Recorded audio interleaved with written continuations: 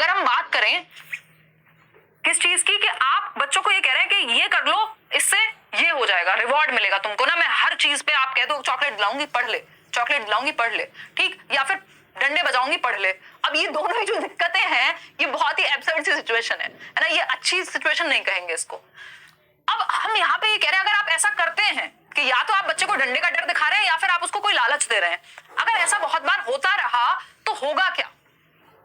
बताइए एक बार। सिर्फ 51% आंसर सही आ रहे हैं इतने आसान क्वेश्चन के, है ना। हमारी नजर में हमें तो दो ही तरीके आते हैं, या तो हम लालच से सीखते हैं, या तो हमें किसी चीज का लालच हो या फिर हमें डर हो, दूसरा तरीका ही नहीं बचा हमारे जीवन में, है। तो इससे क्या होगा, अगर बार बार ये होता रहा तो एक टाइम ऐसा आएगा कि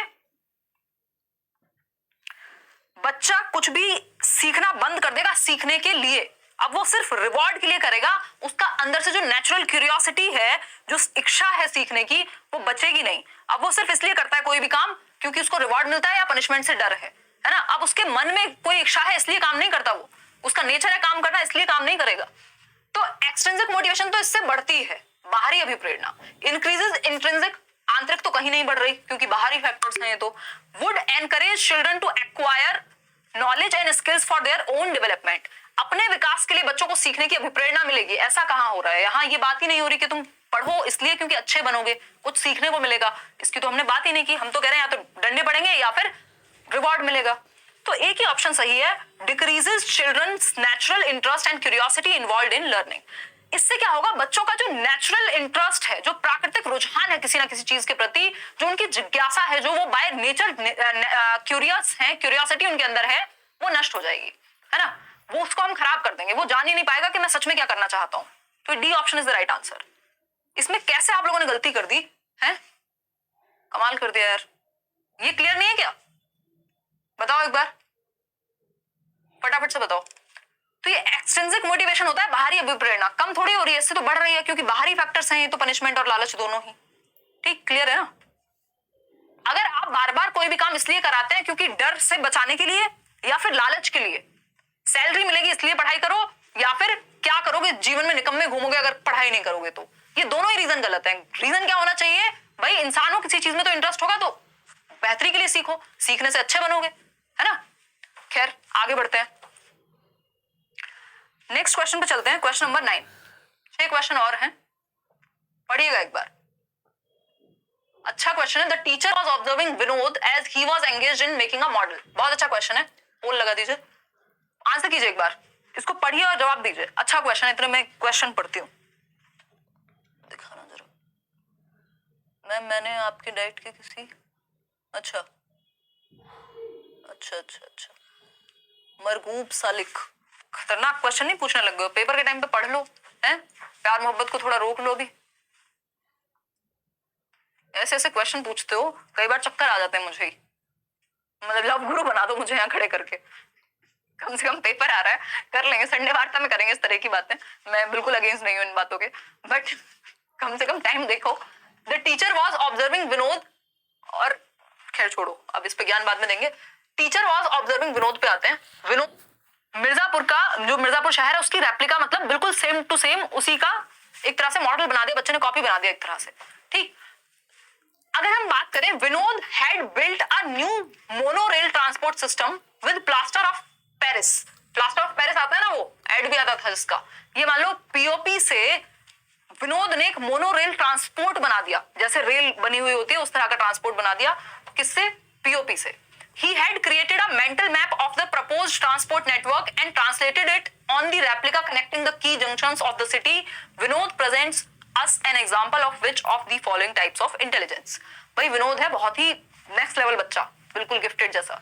ठीक, विनोद ने क्या किया, एक मॉडल बनाया, बिल्कुल मिर्जापुर शहर बना दिया पीओपी से, और एक ट्रेन का सिस्टम बना दिया, कहां से कौन सी ट्रेन निकलती है, किस रास्ते से जाएगी। अब जब आपके दिमाग में दिशाओं की बात आ जाए ना, समझ जाना गार्डनर के स्पेशल इंटेलिजेंस की बात हो रही है। ठीक, आंसर क्या है, सी ऑप्शन, स्पेशल इंटेलिजेंस। सिर्फ 50% छिपा हुआ है क्योंकि टॉपिक तो लिमिट। स्पेशल इंटेलिजेंस मतलब कोई दौड़ भाग करनी। क्वेश्चन नंबर 10 का पोल लो और आंसर करो। Which of the following are the key postulates of constructivism? बहुत ही प्यारा क्वेश्चन, मतलब ये क्वेश्चन तो मुझे नंबर 1 पे ही रखना चाहिए था आपके लिए आज। कंस्ट्रक्टिविज्म की अगर मैं बात करूं, रचनावाद जिससे क्वेश्चन आता ही है, की पोस्टुलेट्स मतलब रचनावाद क्या क्या मानता है, इन 4 ऑप्शंस में से आपको ये पता लगाना है। देखते हैं, इस तरह के क्वेश्चन पूछे जा सकते हैं। First statement, second statement, third statement और फोर्थ स्टेटमेंट। उसके बाद आपसे पूछेगा कौन सा सही है और कौन सा गलत है। अब इसमें जो तुक्के वाले लोग हैं ना, वो तो भूल जाएंगे, उनसे ये क्वेश्चन सॉल्व होगा। ठीक, क्वेश्चन है आपका कि कौन सी बात रचनावाद के बारे में सही है। अब रचनावाद में बच्चा एक्टिव रहता है, ये बात हमें ध्यान रखनी है। Individual learners actively build knowledge and skills. बच्चा खुद से ज्ञान का सक्रिय निर्माण कर सकता है। यही बात तो प्याजे कहते हैं कि knowledge can be constructed, knowledge can be actively constructed by the child, है ना। बच्चे क्या है, नन्हे वैज्ञानिक हैं, लिटिल साइंटिस्ट हैं, नॉलेज को कंस्ट्रक्ट कर सकते हैं। फिर है information exists within the constructs of our minds. जो सूचना है वो हमारे दिमाग में एग्जिस्ट करती है, हम कंस्ट्रक्ट करते हैं दिमाग में नॉलेज को, इंफॉर्मेशन को। Behaviour of the learner must be reinforced to ensure learning. ये जो रीइंफोर्समेंट की बात है ना, ये बिहेवियरिस्ट करते हैं, कंस्ट्रक्टिविस्ट नहीं करते। ठीक है, learning is a socially mediated process. भाई सामाजिक रूप से मध्यस्थ प्रक्रिया है लर्निंग एक, ऐसा वाइगोत्स्की कहते हैं, ऐसा इवन प्याजे भी कह रहे हैं। हालांकि उन्होंने बहुत महत्व नहीं दिया, बट सोशल एक्सपीरियंस उनके यहाँ पे भी महत्वपूर्ण है, जो मैंने 4 पॉइंट्स आपको प्याजे की थ्योरी में बताए हैं। ठीक, थर्ड ऑप्शन कभी भी सही नहीं हो सकता। अगर आप इसके बारे में श्योर नहीं भी थे तो आपको पता है 3 ही ऑप्शन सही होंगे। अब 3 में से कोई तो एक गलत होगा। अब behaviour of the learner must be reinforced, मतलब या तो लालच या तो पनिशमेंट। रीइंफोर्समेंट क्या होता है, शाबाश। कंस्ट्रक्टिविस्ट कहते हैं बच्चे का नेचर है सीखना, तो वो नॉलेज को बिल्ड करेगा एक्टिविटी करके, उसको लालच की जरूरत नहीं है। तो फर्स्ट, सेकंड और फोर्थ सही है, थर्ड गलत है। फर्स्ट, सेकंड और फोर्थ डी ऑप्शन में ही सही है, जो कि सिर्फ 44% ने आंसर सही दिया है ना। ऐसी गड़बड़ मत करो, अगर 2 क्वेश्चन भी अलग आएंगे तो आप उनको गलत कर दोगे, 30 में से 30 नहीं लाओगे, ऐसे नाक कटवाओगे हैं। बताओ एक बार, आगे बढ़ते हैं, क्वेश्चन नंबर 11 पे चलते हैं। क्वेश्चन नंबर 11 है, पढ़िएगा एक बार। क्वेश्चन नंबर 11 है, Noor forgot to bring her tiffin. Noor एक बच्ची है जो अपना टिफिन लाना भूल गई आज स्कूल में, और तान्या उसकी एक फ्रेंड होगी या क्लासमेट है, पीयर ग्रुप में है, जिसको उसने कहा कि भाई अपना टिफिन शेयर करो मेरे साथ। रीजन क्या दिया, you should share your tiffin with me today because I shared my tiffin with you yesterday. भाई तुमको अपना टिफिन मेरे साथ इसलिए आज शेयर करना चाहिए क्योंकि मैंने तुम्हारे साथ कल अपना टिफिन शेयर किया था। होता नहीं, आपने देखा होगा, जिन लोगों से आपकी बड़ी बनती है गली मोहल्ले या कहीं भी, आपसे बढ़कर सीटेट पास हुआ, शुक्रिया। अच्छा, धन्यवाद, शाबाश, ठीक है, कोई नहीं। अगर हम बात करें तो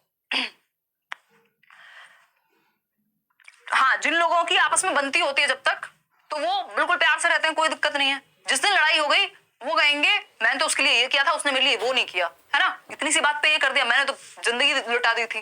तो ये क्या है, ये गुड बॉय गुड गर्ल भी नहीं है, ये म्यूचुअल एक्सचेंज है, ये टिट फॉर टैट है कि तुम मेरी पीठ खुजाओ मैं तुम्हारी पीठ खुजाऊंगा, गिव एंड टेक है। अगर दिया और मिला नहीं वापस, या मिला और दिया नहीं, तो गड़बड़ हो जाएगी। ये टिट फॉर टैट है, ये सेकंड स्टेज है आपकी म्यूचुअल एक्सचेंज की। ठीक है, जैसे को तैसा, और ये कन्वेंशनल का नहीं, प्री कन्वेंशनल का पार्ट है। ये सीटेट में ही गलती थी, उनके टाइपिंग में ही मिस्टेक थी कि उन्होंने लेवल गलत दे दिया, बट आपको अपना कॉमन सेंस लगाना था। ठीक है, पूर्व पारंपरिक स्तर का हिस्सा है डी ऑप्शन। ठीक, लॉ एंड ऑर्डर होगा नहीं, ओबीडियंस और पनिशमेंट होगा नहीं, क्योंकि यहाँ बात गिव एंड टेक की चल रही है। बीइंग नाइस की बात ही नहीं है यहाँ पे, बात हो ही नहीं रही कि अच्छे बन जाओ, उसको अच्छा बनना ही नहीं है। उसने तो कहा मैंने तुम्हें कल दिया था, आज देना पड़ेगा, बात खत्म, है ना। मैं, बच्चा कहता है मैं जाकर के दूध तब लेके आऊंगा दुकान से जब मुझे भी 5 रुपए साथ में मिलेंगे, मुझे भी चॉकलेट खाने को मिलेगी, मतलब मेरा क्या फायदा है, म्यूचुअली मुझे क्या मिलेगा बदले में, इस पे उसका ध्यान है। आगे बढ़ेंगे नेक्स्ट क्वेश्चन पे। क्वेश्चन नंबर 12 देखिए एक बार। Drawing implications from Piaget's theory of cognitive development, are teacher teaching students of age 6 to 8 years, 6 से 8 साल के बच्चों को जो टीचर पढ़ा रही हैं या पढ़ा रहे हैं, उनको क्लासरूम में क्या करना चाहिए। पहला ऑप्शन है discourages thinking of alternate solutions. बच्चे को डिस्करेज कर दो कि एक ही तरीका है सोचने का, डिफरेंट वेज मत सोचो, मल्टीपल वेज में मत सोचो। नहीं नहीं नहीं, गड़बड़ हो जाएगी। ऐसा नहीं है, आपको तो डाइवर्जेंट थिंकिंग, ऑल्टरनेटिव थिंकिंग पे फोकस रखना है, ओपन एंडेड थॉट रखने देना है, बच्चे को अलग अलग दिशाओं में सोचने देना है। नेक्स्ट क्या है, नेक्स्ट है present problems that require logical and analytical thinking. 6 से 8 साल का बच्चा है, दैट मींस कॉन्क्रीट ऑपरेशनल में जाने लग गया बच्चा, और कॉन्क्रीट ऑपरेशन में जाने लग गया मतलब लॉजिकल थिंकिंग आने लग गई, एनालिटिकल पावर्स डेवलप होने लग गई हैं। ठीक, तो ये बात तो ठीक है, लॉजिकल, लॉजिक जहां आ जाए समझ जाओ कॉन्क्रीट ऑपरेशनल। कॉन्क्रीट ऑपरेशनल मतलब 7 से 11 वर्ष के बीच का बच्चा होगा। ठीक, use situations that fit into the child's existing schemes. अब ये कैसी बात हुई कि उसकी स्कीम में जो चीजें फिट हो जाएं वो सही हैं, बाकी सारी गलत हैं। फिर है not use visual aids and models. चलो डी को भी हटा देते हैं, ए को भी हटा देते हैं, बी और सी को डिस्कस करते हैं। आप में से कई लोगों को ये डाउट है कि आंसर बी हो सकता है और कई को ये डाउट है कि सी हो सकता है। देखो समझते हैं। ड्राइंग इंप्लीकेशंस लॉक कर दिया या नहीं? एक मिनट रुको।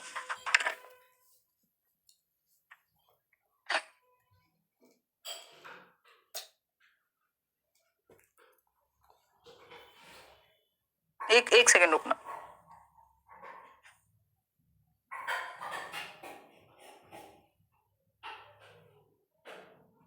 बी देखिए एक बार क्वेश्चन क्या था आपके, इंप्लीकेशन ड्रॉ कर रहे हैं प्याजे की थ्योरी से।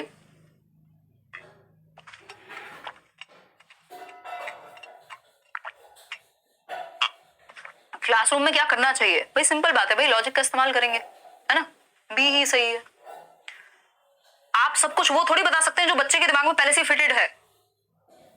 आगे बढ़ेंगे क्वेश्चन नंबर 13 पर। क्वेश्चन नंबर 13 है which of these is an example of extrinsic motivation. एक होती है इंट्रिंसिक मोटिवेशन, दूसरी होती है एक्सट्रिंसिक।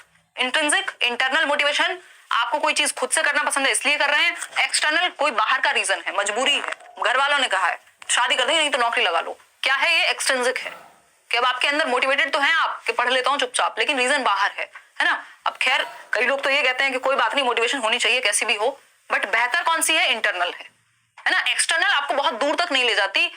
हो सकता है एक टाइम के बाद आपका इंटरेस्ट लूज हो जाए उस काम से भी, उस जॉब से भी, क्योंकि आपने इसलिए ली थी क्योंकि घर वाले शादी करने वाले थे, आपका इंटरेस्ट नहीं था। तो एक टाइम के बाद आपका मन हट जाए और आप बस नौकरी इसलिए करते हैं क्योंकि आपको तनख्वाह मिलती है। तो ये एक्सट्रिंसिक मोटिवेशन का उदाहरण कौन सा है? फटाफट से बताओ। इसमें तो आप लोग सही आंसर कर रहे हो। I enjoy completing my homework because it is too much fun. ये तो इंटरनल मोटिवेशन है, क्योंकि मजा आता है इसलिए कर रहे हो, बाहर नहीं है इसका रीजन कोई भी। I learn so much when I complete my homework, इसमें भी रीजन बाहर नहीं है। रीजन ये नहीं है कि गाड़ी घोड़ा बंगला मिलेगा इसलिए काम कर रहे हो, काम करना पसंद है इसलिए काम कर रहे हो। ठीक। आई complete my homework because it makes me understand concepts better. मैं अपना काम करता हूं क्योंकि मुझे कॉन्सेप्ट अच्छे समझ में आते हैं, काम करने से या होमवर्क करने से या पढ़ने से मुझे चीजें सीखने को मिलती हैं। तो ये इंटरनल मोटिवेशन है। लेकिन I do my homework because my teacher gives us marks for each assignment, क्योंकि टीचर से नंबर मिलेंगे, यानी बाहरी बात हो गई, नंबर के लिए पढ़ रहे हैं सीखने के लिए नहीं। तो रीजन क्या है? टीचर के मार्क्स हैं, ना कि आपको सीखने में इंटरेस्ट है। तो ये एक्सटर्नल है। ठीक, एक्सट्रिंसिक हो गया, डी ऑप्शन। कई बार आपको दोनों का यूज करना होता है, कई बार इनिशियली आपको एक्सट्रिंसिक मोटिवेशन का यूज करना होगा, बट बाद में बेहतर है कि आप इंट्रिंसिक मोटिवेशन बच्चे में डेवलप कर पाए। ठीक, शुरुआत में कई बार गाड़ी स्टार्ट करने के लिए एक्सटर्नल मोटिवेशन की जरूरत पड़ जाती है या काम चल जाता है उससे। क्वेश्चन नंबर 14 देखिए, which of the following statements made by 4 different teachers is most appropriate about the use of diagnostic assessments। बहुत ही अच्छा क्वेश्चन, बेहतरीन क्वेश्चन कहेंगे इसको। डायग्नोस्टिक असेसमेंट के बारे में यदि आपसे बात की जाए, निदानात्मक आकलन के बारे में, तो कौन सा स्टेटमेंट सही है? बताइए फटाफट से। स्क्रीन तो क्लियर है भाई, यहां से पोल लीजिए और आंसर कीजिए। डायग्नोस्टिक असेसमेंट के बारे में अगर बात की जाएगी तो आप किस बात को सही कहेंगे? एक बार कमेंट्स दिखाओ, आंसर करो, पढ़ो, चारों स्टेटमेंट पढ़ो एक बार, फिर बात करेंगे आगे। सेकेंड लास्ट क्वेश्चन है, आज सिर्फ हम 15 ही क्वेश्चन करने वाले हैं और कल पूरा रिवीजन करेंगे।